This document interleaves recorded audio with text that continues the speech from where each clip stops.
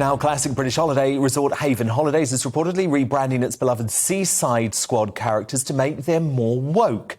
According to a concerned whistleblower speaking to The Sun newspaper, the figures who have entertained kids for almost 10 years have been renamed to appeal to the snowflake generation. So Bradley Bear is becoming gender neutral and will be renamed Jazz, while Anxious the elephant and Greedy the gorilla are having their names changed to Annie and George to avoid offending the nervous and the overweight. I mean, Charlie, does this just prove that these businesses need to stop giving in to woke madness?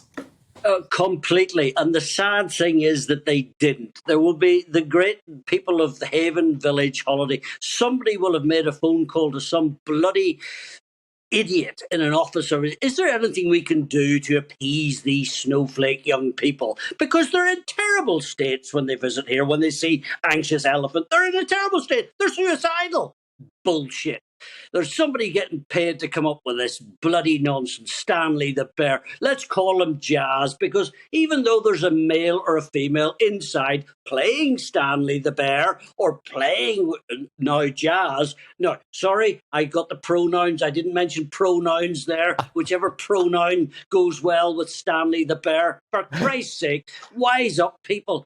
Anxious Elephant. They're going to change that to bloody Belinda or Gary or something because they're scared that a child is going to be anxious because it sees a wee name badge. I'm Anxious the Elephant.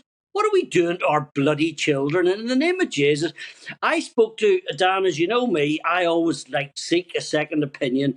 And I happened to be speaking to an actor in Toronto, and he said, you know what? We thought we were having a bad time with Trudeau, but you people are drowning in your own shite. And I don't mean to offend anybody, but that's what people are hearing this in Canada, thinking, what in the name of Jesus are you doing? What's happening to the UK? Exactly. But look, Charlie, it wasn't total victory, though, for the woke mob this week, because there was a pub in Cheshire advertising for a new chef, and they declared, I loved this, Charlie, they declared snowflakes need not apply. So it was the Queen Anne, and they put that black board outside that said, chef wanted, please ask inside for details. No snowflakes, please. Now, the unapologetic landlord said he had to make the requirement because a series of kitchen workers had actually left the business because they were moaning about workload and schedules.